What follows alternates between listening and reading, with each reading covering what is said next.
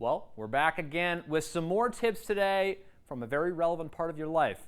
If you're going through a construction zone, sometimes you might wonder, what the heck are these things with the arm? Who controls those? Who doesn't let you go ahead? Well, we're going to tell you how they work today, a little bit of the science of being a traffic control person, and those AFDs, automated flagging devices. That and so much more on CKPG Today.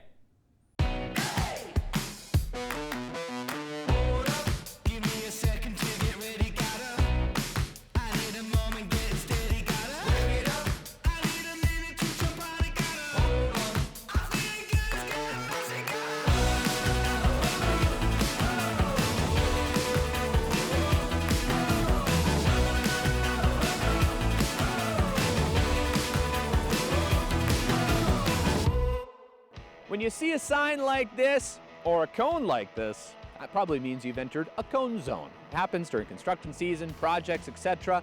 And now, these cone zones are both important for safety and interesting. Why interesting, you say? Well, because flaggers like this behind me you see here are probably common to you watching this. But there are some new pieces of technology that are changing the way things are done, both for safety, efficiency, and we're going to talk to you about all that today, about the interesting parts that goes behind traffic control.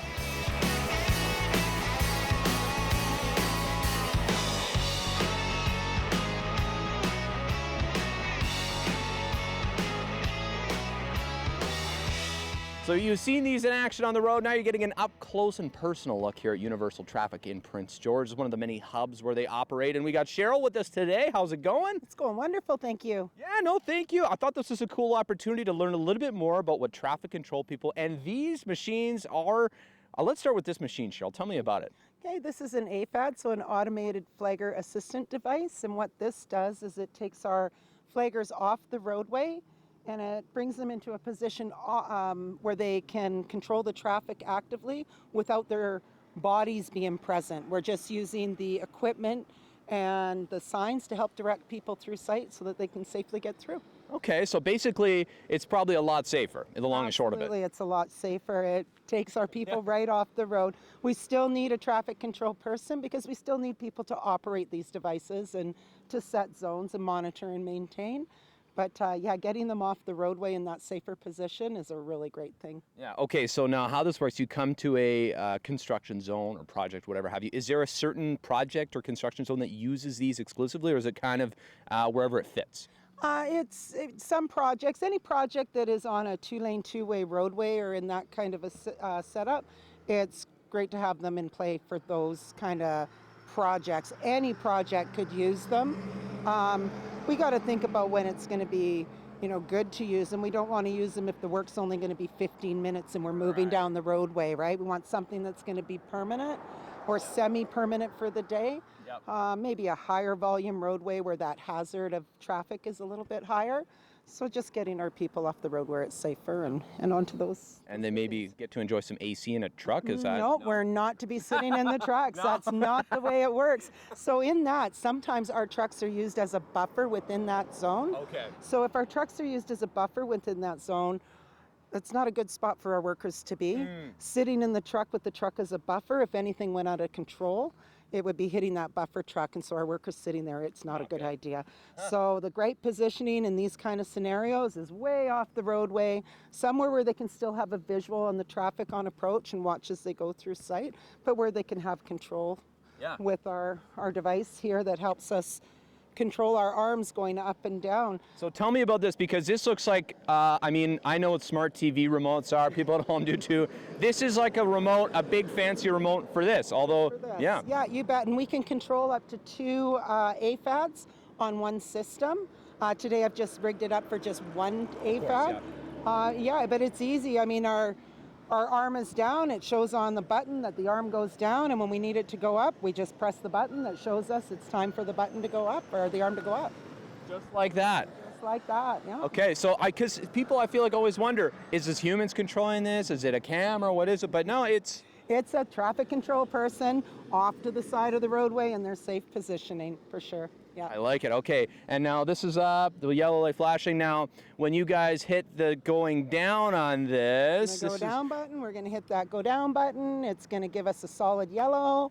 our light's going to turn to red, give it a couple seconds, and then our arm's going to drop down. And this is when drivers should stop, because otherwise... Yes, just like you would coming up to any kind of lighted intersection, red means stop. That's as good as it gets. Yeah. The point of today also is give you a little more information and maybe some encouragement to slow down in the cone zones, because I hear too many people hit these things. Oh, absolutely. I think it's an education more that we got to get out to the public. Some people don't understand that that's there in place of a flagger, and they don't understand that when that red light is going, there's going to be traffic coming at you the other direction. So they should absolutely slow down, pay attention, stop when the red light is on, for sure. Seems simple, but, well, some people maybe could use some simple sometimes. And now, so this happens obviously, but this is new, right? So this has only happened since, you were saying, like a couple years ago they made more of a transition for this? Yeah, so these have been in effect that we are to be using these almost 4 years now. Okay. We've gotten flooded through the province. A lot of different areas through the province use them quite often. More and more we're seeing them up in our area and further north, just because they're a safer device for us as we're standing out on the roadway, for sure. Okay, now tell me a little bit about being a traffic control person, because it's how you started. We were talking about this. Why did you start? What makes it great? Wow, so I started when I was really young. I started as a traffic control person.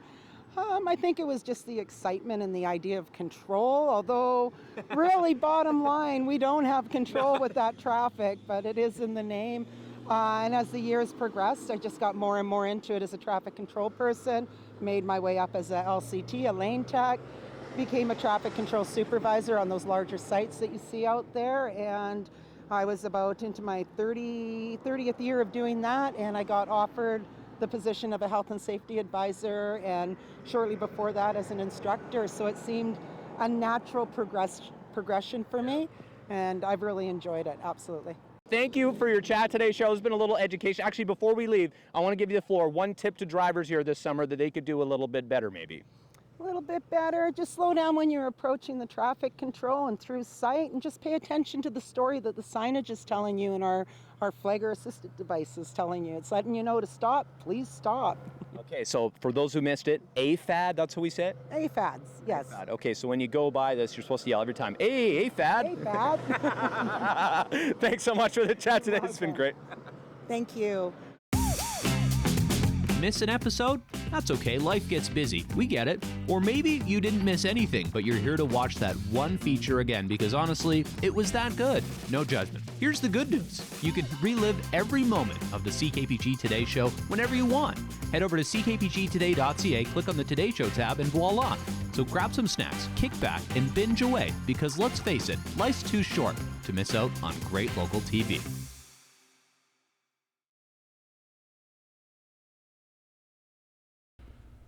Exciting coming up this weekend here in Prince George. We're playing host to a very big lacrosse event. I'm so lucky to have Jamie and Don and to talk about this today. And Jamie, maybe lay this out for me here. Senior C Lacrosse Championships, the Glen Muscat Invitational as well. It's kind of in conjunction with this.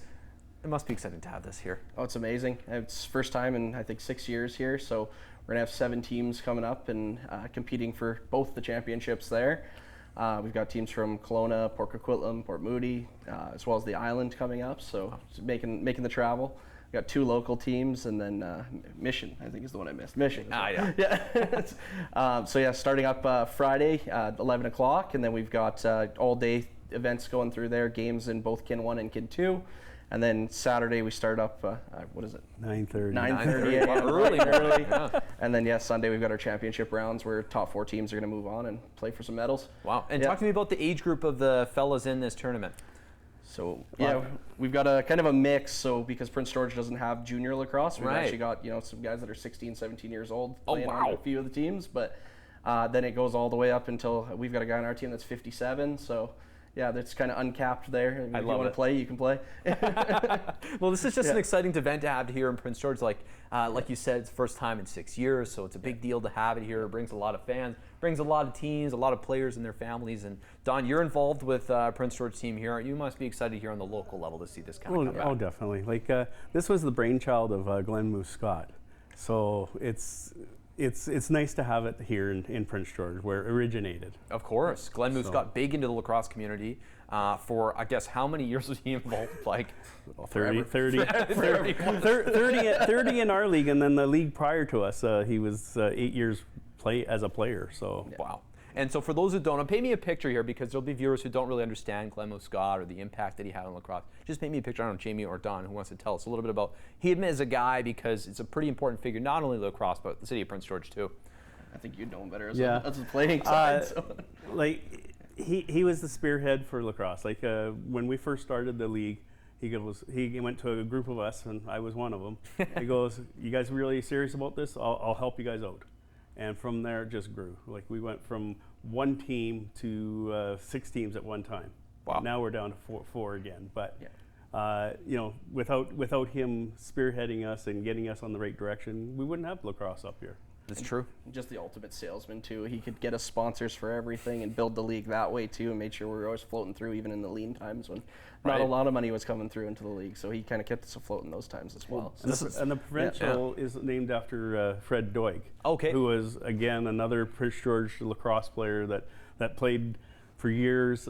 Played for 7 decades. Wow. Yeah. And scored on his 70th. I could only handle 3 years of lacrosse, so 7 decades is something. So that's what the provincial championship's named after. Cool. And tell me a little bit about the hometown teams. Now, you each have one. So, Jamie, tell me about yours first here. Yeah, so we're the Scamp Transport Devils. We're 7 championships in a row winning the PGSLA. So not a big deal. Yeah, doing okay. Hopefully we can keep that rolling. But yeah, we've got a good squad coming out for the tournament, and we're hoping to compete into kind of that upper echelon and see how we stack up against Kelowna, who's the reigning provincial champions, and Poco, who was second the last 2 years as well. So hoping we can hang with those teams and maybe upset some of them. If someone's going to watch, who's your star player? Well, we got Andrew Schwab, who's he's always been our leading scorer for the past few years, and then a couple guys like Jake McIntosh, who's very good.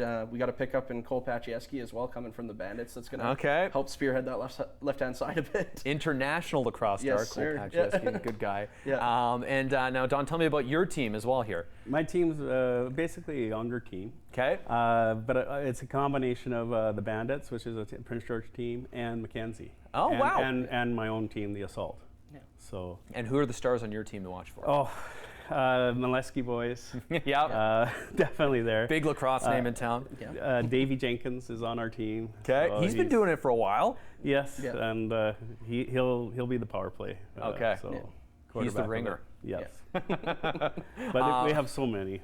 I think it's just awesome. It's awesome to have you guys here today, talk about the event. If folks are interested, where can they buy tickets? Online, at the door?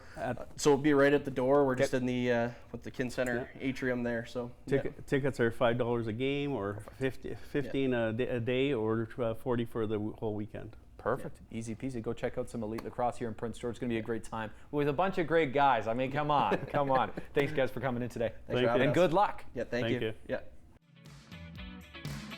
Entertainment on CKPG Today is brought to you by the Treasure Cove Casino.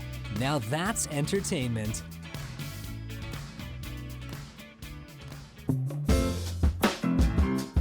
It's time to check out our pet of the day as Post Your Pet continues here on the show. Carly Phillips's peacock is our pet of the day today, and this peacock's name is Mr. Peabody. Yes, it's a very friendly-looking peacock, I might add, and it always surprises me how many folks have peacocks as pets.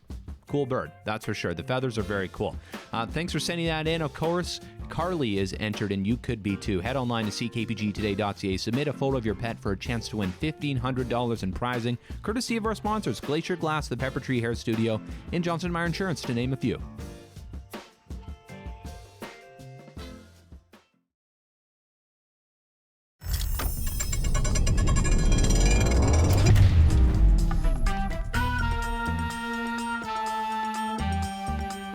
Upstairs here in the Northern Health Virtual Clinic downtown Prince George, and they got some new art on the walls thanks to Michael Antoine, local Indigenous artist. He's commissioned 4 pieces, including this one all about respect. There's a lot of meaning behind all of these. We're going to tell you more as Michael joins us here, up here in the clinic. Yeah, standing in front of one of the 2 keystone pieces here of the Michael Antoine collection, now here in the Northern Health Virtual Clinic. Michael, thanks for making the time to chat about this today. Oh, no, I appreciate the opportunity again. This is amazing. This is a good opportunity for me. And yeah, we have some of my pieces here at Northern Health. So tell me a little bit about the two we're standing in front of here and the theme of the overall collection. Well, I got commissioned by Northern Health to do 4 pieces. They all symbolize different things. So these are things that they're implementing into their organization, and it was an honor to be able to do that. So over here we have one that represents empathy. So I kind of thought about what I could use as a creature in order to symbolize that, and I thought the dolphin would be quite fitting. Dolphins are one of the few animals in the animal kingdom that are able to feel empathy. So this is the international symbol for empathy, so I thought that would be fitting inside of it. I use a frog in the dorsal fin, so that represents a spirit helper, a spirit guide. In First Nations art, that's particularly what it represents. Anytime I use like a moon or stars or the sky, use an eagle inside of the moon. It represents the watchful eye of the Creator. So the eagle is the one that we consider closest to the Creator. So it's inside of the moon, offering protection over the dolphin and the entire image. So. Wow. And the color significant as well? These are just traditional colors that we use as First Nations artists, but I like to use the turquoise instead of green as a third color because I think it pops a little bit more. So. Yeah, I'd agree. Looks awesome. Yeah, and this thank you. piece, what do we got going on here? This one symbolizes innovation. Beavers are very innovative creatures. They play a big role in the way Mother Nature works and so forth. So we have 2 beavers that are working together and making a connection, and the branch kind of symbolizes that. I thought using a tree that would represent the tree of life would be fitting to it. Oh, yeah, I love that. And again, with the same idea, the moon and the eagle and the dolphin. This one I have a raven because ravens are very innovative creatures too. You know, they're very smart and they're able to adapt to their surroundings. And if they need anything, they're very creative, right?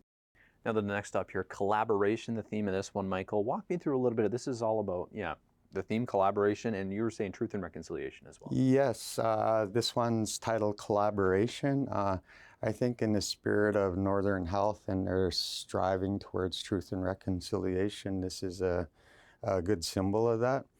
I have both a man and a woman holding onto a feather, which is feathers are very sacred with our people, and it's a sign of respect and honor, right? Inside of the hat here, we have the wolf. Inside of the shawl, we have a bear. I have 2 eagles connecting together, and you can notice that they're kind of in like a heart shape.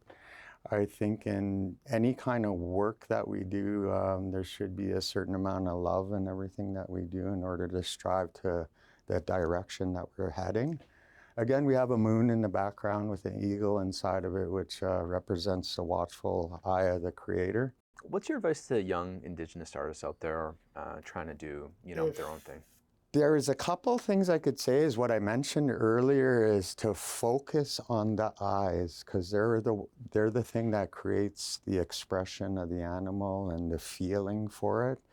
Another thing is I believe everything should have a story when you create something. I've got lots of commissions for art, and one thing I like to point out is that give me a paragraph, whether it be about your family, your clan, something significant in your life, an event. Give me a paragraph of something meaningful. As soon as I have that paragraph, I'm able to tell a story with my art. So if I was going to tell a young artist, if you wanted to do the best work possible, I would think have a story behind it, right? So super important. Awesome. Well, thank you for your time today. It's very special. You know what? We're very special to have you here in Prince George doing art like this. So thank you. Thank you for the opportunity.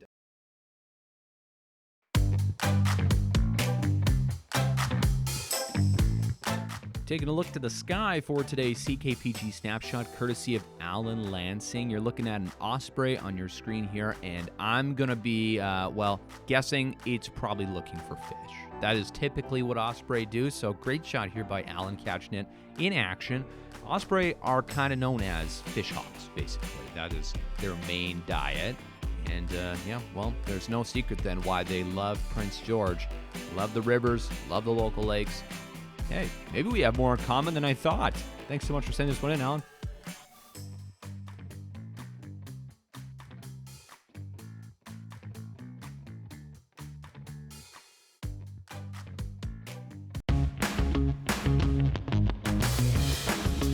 Hey there, got an idea or a suggestion for the show? Reach out and connect through our social media or send us an email at letstalk@ckpgtoday.ca. There's lots of projects around Prince George, and well, there has been over the years as well. I guess I'm Captain Obvious for saying that, but the hospital area seems to change a lot, year to year, decade to decade, and we're taking a look today at a historic part of the Simon Fraser Lodge being built today in local history.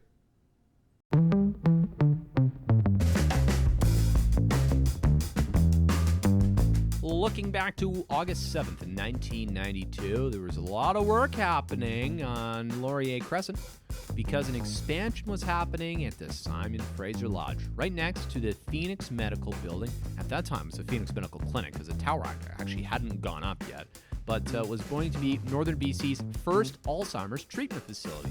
Still there today, but that's why the building looks a bit segmented because it had expansions over the years, and this is one of those. Simon Fraser Lodge expansions back in 1992. There you go.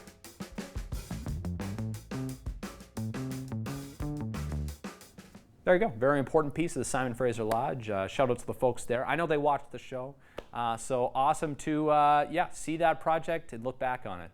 As you can tell also, we love the show. We love being casual. We'd love us to send you some ideas too if you want us to get to something this summer. Let's talk at ckpgtoday.ca if you got any ideas. We love to do them. Same as that police siren thing you saw earlier this week. Someone asked us to do that. That's a cool part of the job. Thanks so much for watching. We'll see more good stuff on the show tomorrow, folks. I'll speak English by then. Bye for now.